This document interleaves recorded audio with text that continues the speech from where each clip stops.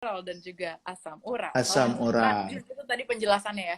Jadi memang untuk selain kesehatan, juga kita bisa menjaga lingkungan dengan mengatur pola makan yang lebih sehat. Tadi ada yang komentar masih tentang ini agak lucu, aku agak ke distract gitu ya komentarnya. Kenapa? Dari Mbak Hartini 9137 tentang makhluk halus di hutan. Katanya ada, tapi kalau kita orang baik, kita nggak diganggu. Katanya gitu, Mbak.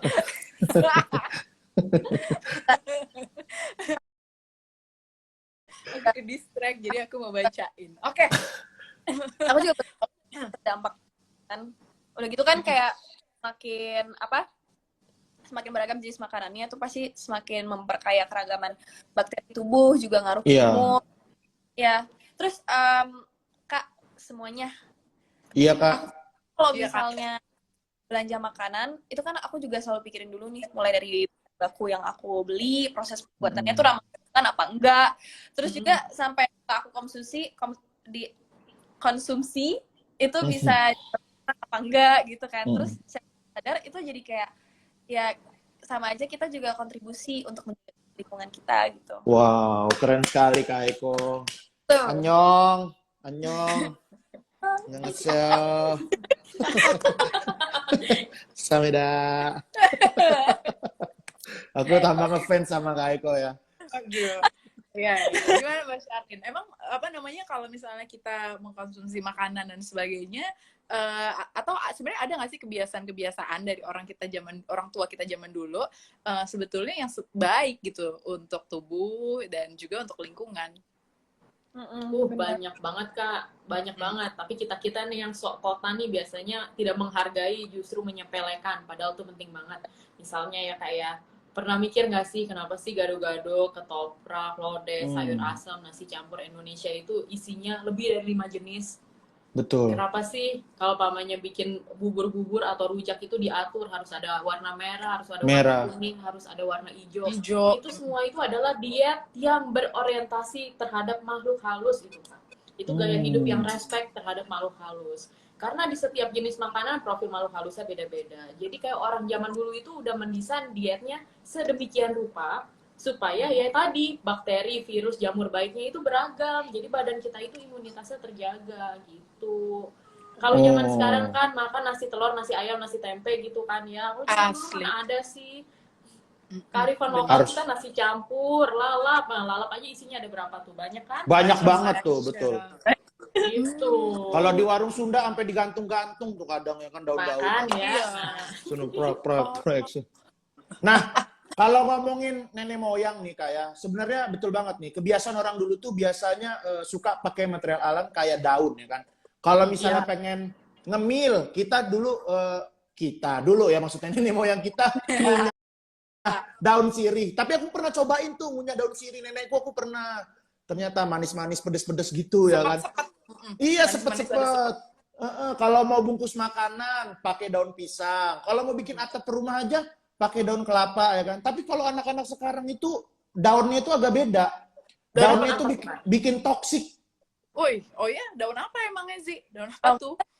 Iya, daunnya itu daun leave me alone. Ya. Toksik. Aduh, Sorry ya. Ya, sorry ya, jokes siang-siang, sorry ya.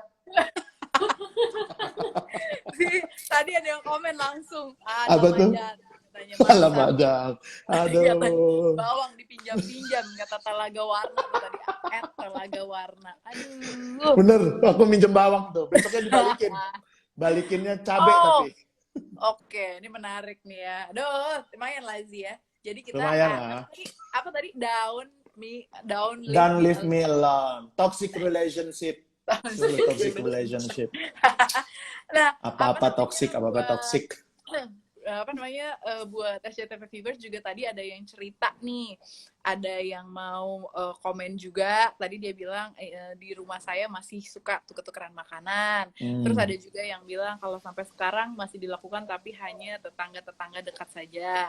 Terus juga ada yang bilang terus ada yang bilang juga kalau tradisi seperti itu ada beberapa yang sudah dilakukan tapi udah jarang sekali karena takut tersinggung. Oke. Terus juga macam-macam sih sebenarnya, tapi mostly bilang Haiko cantik. Baik, terima kasih. Tidak ada yang bilang saya ganteng, nggak ada ya. Gak ada kalau bilang kamu cantik gitu ya. Aku aja ngaca malu. Mas Charlin, terus juga, ini tadi si Talaga Warna tuh tadi yang bilang, Ya. aduh kenapa bawang pinjem-pinjeman gitu kan, dia tepuk jidat katanya. Terus juga ada yang bilang nih Mbak Charlin tadi, mana ya? Oh ya hilang, ya udah di atas. Nih ada Oke. komen nih. Nah, Mana komennya. tadi? Oh ini nih, ada dari Gusdek Satya Kidas. Nah ini nanya, Kak Haiko, style foodnya gimana? Lebih ke western? Kalau nyoba vegan atau raw food pernah kepikiran nggak? Mesti bule. Soalnya dia gitu nanya, style food, vegan atau raw food pernah kepikiran nggak? Gimana Kak Haiko? Well, aku sih campur sih Western sama Indonesian. Aku harus balance. Terus kalau nyoba vegan, sebenarnya sih aku pernah coba vegetarian. Aku pernah coba jadi vegetarian. Jujur, it feels very healthy, lebih banyak tenaga juga, tapi pasti kayak susah juga gitu. Jadi kayak setelah itu aku coba jadi pescetarian. Jadi aku cuma makan kayak ikan, aku nggak makan daging. It was nice, healthy, tapi kayak of course aku ada rasa kangen-kangennya gitu makan daging. Jadi sekarang aku balik lagi. Tapi even though aku balik lagi, aku terus masih mau belajar gitu loh. Kalau bisa aku mau balik lagi ke at least pescetarian gitu. Cuman tapi I'm still learning karena ya itu tujuannya karena itu bagus buat lingkungan dan bagus buat tubuh kita juga. Tapi sekarang kalau misalkan sih aku ngurangin, aku minimalisir sebisa mungkin. Jadi ini seperti itu ya. Ada pertanyaan buat Mbak Charlin. Nah, kalau di zaman pandemi kayak sekarang nih Mbak Charlin, dari yang tadi udah jelasin, ini yang nanya namanya Mirna Hapsari Dewi. Menu makanan seperti apa yang baik untuk kita konsumsi setiap hari? Ya, idealnya itu ya, kita tuh harus nyari sehari itu 10 variasi makanan segar gitu. Jadi misalnya kita makan gado-gado, isinya aja udah at least 5 jenis ya gitu kan. Yeah. Kayak gitu. Kita tambahin lagi kayak ditambahin ikan, ditambahin nasi, mungkin nanti ngemilnya edamame gitu kan, mungkin ngemil tomat dikit, terusnya minum buahnya misalnya minum jeruk, itu aja udah 10 gitu kan. Itu tuh. Aku jadi ngitung dari pagi aku udah makan berapa. Nah, coba dihitung. Oh gitu. Oke, jadi sebetulnya yang penting adalah kita menghitung variasi makanan yang memang pastinya berasal dari alam, yang jelas kalau kandungan gizi dan sebagainya. Bukan hanya melulu terpatok pada jumlah kalori ya Mbak, untuk memenuhi kebutuhan makanan yang sehat, terutama di masa pandemi kayak sekarang. Jadi itu jadi ilmu banget nih buat kita ya, CTV Fever, Sobat Aksi gitu. Mungkin sekarang lagi menjalani pola hidup yang lebih sehat dengan menjaga dietnya dan sebagainya. Jadi jangan terpatok pada gram-gramannya dan sebagainya, tapi ada berapa keanekaragamannya ya. Warna-warni nggak piring kita nih setiap makan. Bukan piringnya yang warna-warni ya, tapi makanan. Jadi misalnya bosan gado-gado ada bibimbap kan warna-warni kan. Iya Bener juga. Sekarang makan Korea mulu. Capcay kan. Capcay juga macam-macam, jus dan sebagainya. Seru. Iya. Oke. Nah, kalau tadi kan dari pertanyaan, Haiko ada yang mau ditanya lagi nggak ke Mbak Charlin? Atau mungkin kamu mau cerita seputar pengalaman kamu sendiri dalam menjaga lingkungan melalui pola makan? Sebenarnya sih ini beda lagi. Ini bukan pola makan sih. Ini lebih aku mau ada faktor. Gimana tuh Kak Eko? Jadi kalian tuh kalau tidur tuh matiin lampu nggak biasanya? Soalnya kayak ada penelitian juga. Terus aku lihat hasilnya kan di Instagramnya Indonesia. Jadi kalau kita tidur matiin lampu itu bisa nurunin resiko penyakit obesitas. Aku baru tahu itu. Dan nggak cuma lampu, tapi dari barang elektronik lain juga kayak TV, HP, nggak cuma lampu. Terus selain nurunin resiko penyakit obesitas, itu jadinya kan juga kita sama aja at the same time kita hemat listrik. Jadi kan balik lagi ramah lingkungan. Iya.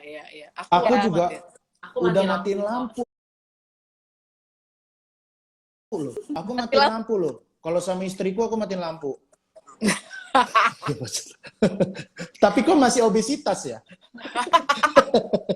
Makannya nggak bervariasi kali kan. Makannya nggak bervariasi, betul. Ya kan Mbak Charlene mungkin punya pernyataan di situ ya. Lucu juga nih ya. Siap. Ini Haiko juga faktanya banyak banget. Gimana kalau minggu depan kita ganti jadi Sis Jut? Betul. Haiko Jangan dong, Kak Haiko, aku nggak ada kerjaan.